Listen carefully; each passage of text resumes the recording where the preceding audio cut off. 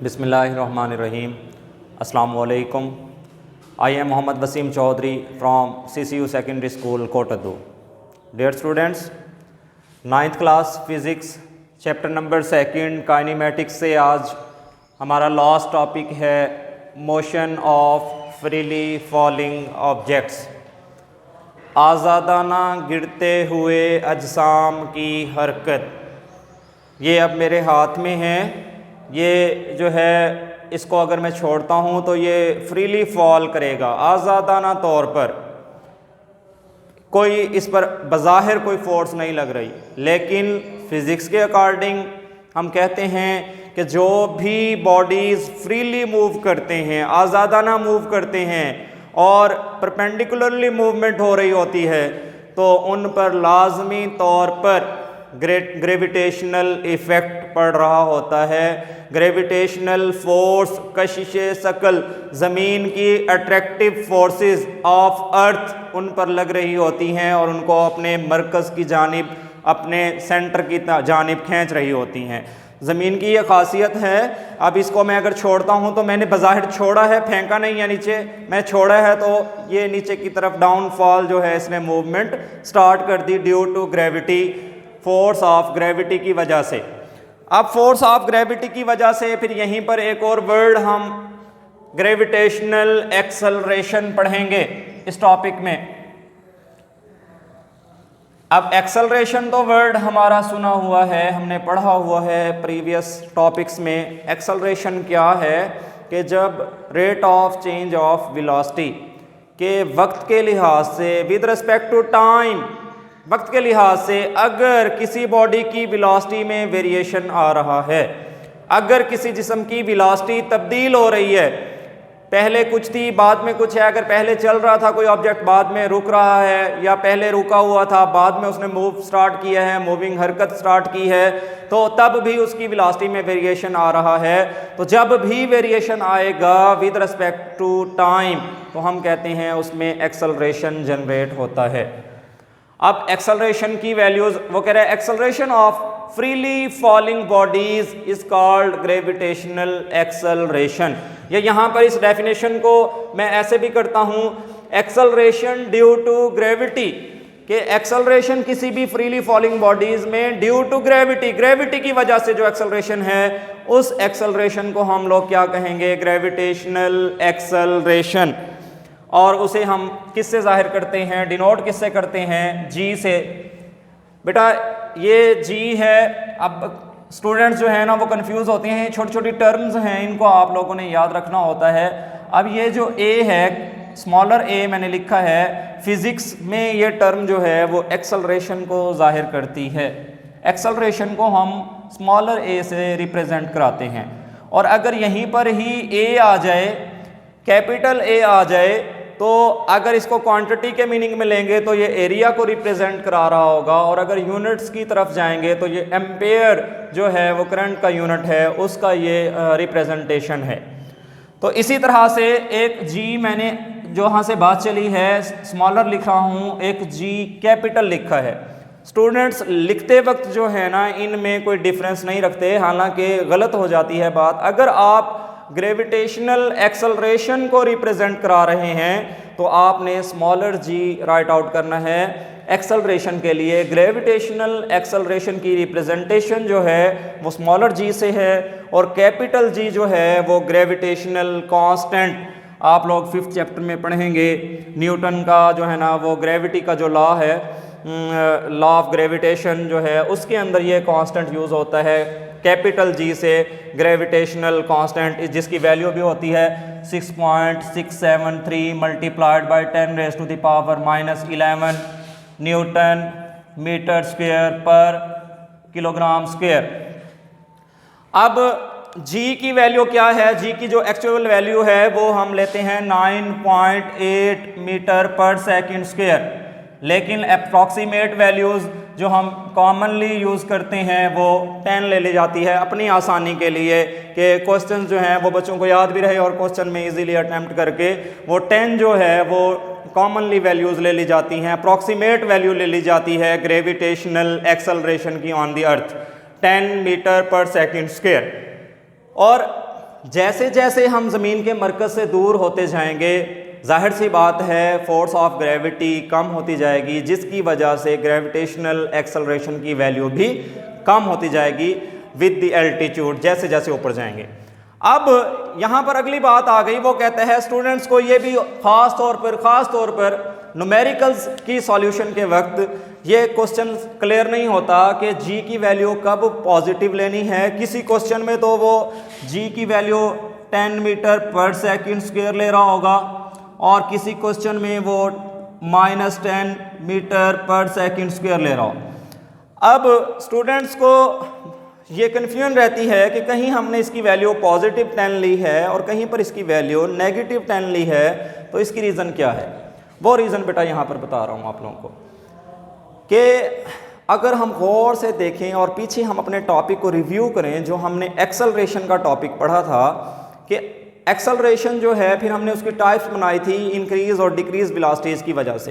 If the velocity of a body increases, if the velocity of body decreases, ये पढ़ी थी types of acceleration, फिर create की थी पॉजिटिव एक्सेलरेशन, नेगेटिव एक्सेलरेशन या रिटार्डेशन, जिसको हम लोगों ने नाम दिया था। अब अगर तो वेलोसिटी बढ़ रही है तो एक्सेलरेशन क्या होगा? पॉजिटिव। और अगर वेलोसिटी कम हो रही है तो वक्त के लिहाज से तो एक्सेलरेशन कौन सा होगा? नेगेटिव। और उनके डायरेक्शन पे भी फ़र्क आ जाएगा। आपको ये भी एक मेजर कॉन्सेप्ट दिया था कि अगर वेलोसिटी बढ़ रही है, फ़र्ज़ करें पहले गाड़ी जा रही है 5, लीनियर एक्सेलरेशन की बात कर रहा हूँ यहाँ पर, कि अगर 5 मीटर फी सेकंड की वेलोसिटी से गाड़ी जा रही है और ड्राइवर ने उसको स्पीड बढ़ा दी है, उसकी वेलोसिटी बढ़ा दी है और वो 50-60 मीटर फी सेकंड की वेलोसिटी से जा रही है। अब पहले 5 पर थी, फिर उसने बढ़ा दी 60-70 पर चली गई, डिफरेंस आ गया उन दोनों का, तो टाइम के लिहाज से हम कहेंगे इसमें जो एक्सेलरेशन है वो पॉजिटिव है, क्योंकि वो वेलोसिटी बढ़ रही है, उसकी रफ्तार बढ़ रही है, पॉजिटिव एक्सेलरेशन होगा। अब एक्सेलरेशन की direction in the direction of body, in the direction of velocity, जिस सिम्त में वेलोसिटी बढ़ रही है, जिस सिम्त में गाड़ी जा रही है, एक्सेलरेशन की डायरेक्शन भी वही होगी, याद रखिएगा। और जब अगर कोई गाड़ी आ रही है, ट्रेन आ रही है, वो 60, 70, 80, 40 की स्पीड से आ रही है, लेकिन स्टेशन पर उसने रुकना है तो वो बहुत दूर से स्लो डाउन होना स्टार्ट हो जाती है, ब्रेक सप्लाई हो जाती है उसके ऊपर। जब ब्रेक सप्लाई होती हैं तो उसकी स्पीड में, रफ्तार में कमी आ रही है कि पहले 40 की स्पीड से आ रही थी, फिर आहिस्ता आहिस्ता 10 पर, 5 पर, 2 पर, 1 पर और फिर 0 पर स्टॉप हो जाती है। अब उसकी वेलोसिटी डिक्रीज हुई, जब वेलोसिटी डिक्रीज हुई उसकी, तो एक्सेलरेशन क्या होगा? नेगेटिव। अब एक्सेलरेशन की डायरेक्शन क्या होगी? Opposite to the motion of the body, opposite to the motion of velocity. जिस सिम्त में गाड़ी जा रही है, जिस सिम्त में वेलोसिटी से मूव कर रही है, उसके अपोजिट डायरेक्शन में एक्सेलरेशन की मूवमेंट होगी नेगेटिव की वक्त, ये याद रखिएगा। एक्सेलरेशन की डायरेक्शन की बात की है मैंने। अब यहाँ पर मैंने कहा है कि कब पॉजिटिव वैल्यू ऑफ जी होगी, कब नेगेटिव वैल्यू ऑफ जी होगी, ये मेन पॉइंट्स हैं इस टॉपिक के। क्वेश्चन आ जाता है न्यूमेरिकल के हवाले से कि स्टूडेंट्स जो है वो थ्रो करता है, क्रिकेटर जो है वो थ्रो करता है बॉल को ऊपर की जानिब, तो उस टाइम उसकी वेलोसिटी इतनी है, हाईएस्ट लेवल पे इतनी है, फिर उसका टाइम इतना है। अब वहाँ पर जी जब इस्तेमाल कर रहे हैं, आपको ये तो पता है जी की वैल्यू 10 है, लेकिन कन्फ्यूजन होती है कि पॉजिटिव 10 लेनी है या नेगेटिव। बेटा जब भी यहाँ से फेंक रहे हैं, मैं इसी को ही फेंक रहा हूँ, थ्रो कर रहा हूँ, तो कोई ना कोई मैक्सिमम पॉइंट एक ऐसा आएगा, हाईएस्ट पॉइंट ऐसा आएगा जहां पर जाकर वो ऑब्जेक्ट स्टॉप करेगा। याद रखिएगा, जब भी कोई ऑब्जेक्ट स्टॉप पोजीशन पर हो, रेस्ट पोजीशन पर हो, तो उसकी वेलोसिटी 0 होती है। अगर तो वो चलने से पहले ही स्टॉप पर है, उसकी मूवमेंट से पहले ही स्टॉप पर है, रेस्ट पर है, तो उसकी इनिशियल वेलोसिटी 0 होगी।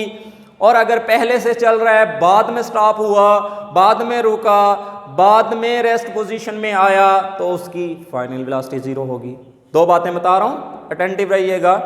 मैं कह रहा हूँ कि अगर कोई ऑब्जेक्ट, कोई गाड़ी है, कोई बॉल है, कोई ऑब्जेक्ट है, ये मेरे हाथ में है, कि अगर तो पहले कोई ना कोई वेलोसिटी है और बाद में स्टॉप हो रहा है वो ऑब्जेक्ट, जाकर बाद में रुक रहा है, तो उसकी फाइनल वेलोसिटी क्या हो जाएगी, ज़ीरो। इनिशियल कुछ ना कुछ होगी, जब इनिशियल कुछ ना कुछ है, फाइनल आखिरी वेलोसिटी कुछ स्टॉप हो रही है, कुछ नहीं है, ज़ीरो हो रही है।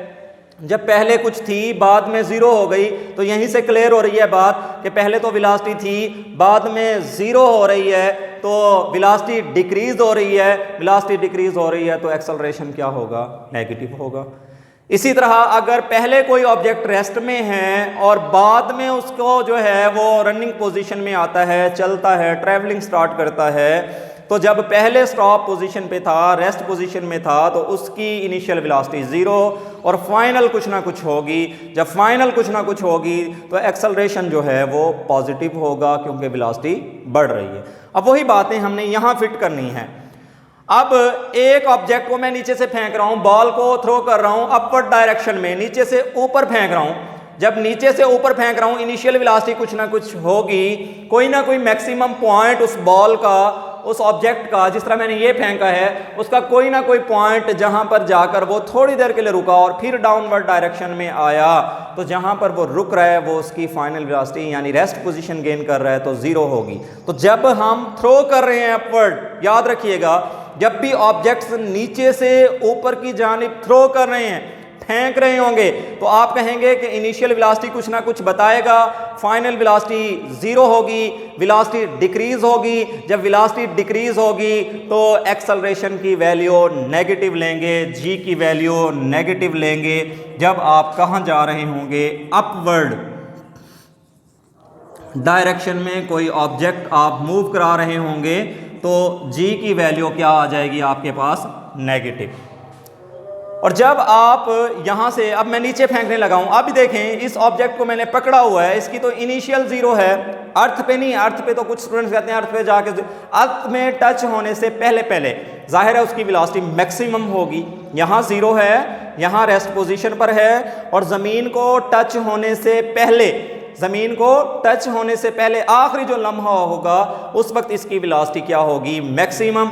अब यहाँ पर initial velocity zero due to rest position की वजह से ज़ीरो है, वहाँ मैक्सिमम हो रही है, तो वेलोसिटी बेटा क्या हो रही है, इंक्रीज़ हो रही है। जब वेलोसिटी इंक्रीज़ हो रही है तो हमारे पास जो एक्सेलरेशन होगा वो पॉजिटिव होगा। तो जब आप कोई ऑब्जेक्ट डाउनवर्ड डायरेक्शन में मूव करा रहे होंगे, ऊपर से नीचे फ्रीली जा रहा होगा, तो उस वक्त जो एक्सेलरेशन की, ग्रेविटेशनल एक्सेलरेशन की जो वैल्यू होगी वो पॉजिटिव वैल्यू लेंगे।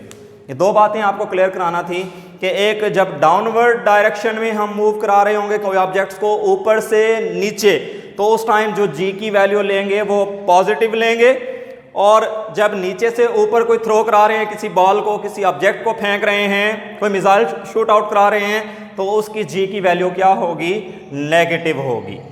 और ये सारी जो हमारे पास हमने फ्रीली फॉलिंग ऑब्जेक्ट्स का डिस्कस किया, ग्रेविटेशनल एक्सेलरेशन का डिस्कस किया, ये सबसे पहले ग्रेविटी से रिलेटेड जो है वो गैलीलियो साइंटिस्ट है, उसने इसके ऊपर वर्क प्लान किया था, और जो है लीनिंग टावर, जो पीसा का लीनिंग झुका हुआ जो टावर है पीसा के मकाम पर, वहाँ से उसने एक्सपेरिमेंट्स किए थे। उसने कहा था, एक स्टेटमेंट दी थी कि जो है ना, जितने भी ऑब्जेक्ट्स हैं, ये बज़ाहिर हमें ये लगता है कि हम हैवियर मैसेस के जो ऑब्जेक्ट्स हैं अगर उन्हें फेंकें तो वो जल्दी नीचे पहुंच जाते हैं, और अगर हम शॉर्टर जो है वो मैसेस के, स्मॉलर मैसेस के जो ऑब्जेक्ट्स हैं अगर हमें फॉल डाउन में लेकर आएँ, फ्रीली फॉल डाउन कराएँ, फॉलिंग डाउन कराएँ, नीचे फेंकें, तो वो जो है वो ज़रा लेट आएंगे, देर से आएंगे। नहीं, गैलीलियो ने कहा था सबके लिए ग्रेविटेशनल एक्सेलरेशन की जो वैल्यू है वो कांस्टेंट रहेगी, वो सेम रहेगी, वो चेंज नहीं होगी हर ऑब्जेक्ट के लिए। उसके ऊपर जो इफेक्टिवनेस होगी, जो असरअंदाज होगी चीज़, वो रेजिस्टेंस ऑफ द एयर या एयर फ्रिक्शन कह दें, हवा की मुज़ाहमत होगी। अगर हम उसे निगलेक्ट कर देते हैं, उसे नज़रअंदाज कर देते हैं, तो चाहे कोई हैवियर ऑब्जेक्ट है, चाहे वो स्मॉलर मैसेज का ऑब्जेक्ट है, अगर हम उन्हें इकट्ठे टाइम पर, वहाँ पीसा टावर पर ये एक्सपेरिमेंट्स हुए कि वहाँ अगर इकट्ठे टाइम पर, सेम टाइम में अगर हम उन्हें नीचे गिरने दें, तो वो एक ही वक्त में, सेम टाइम में जो है वो ज़मीन पर पहुँचेंगे। शर्त यह है कि उन पर हवा की जो मुज़ाहमत है वो असरअंदाज ना हो। बेटा आज ये आपका लास्ट टॉपिक था, ये चैप्टर आपका फाइनल हो गया है, इसको प्रिपेयर कीजिएगा।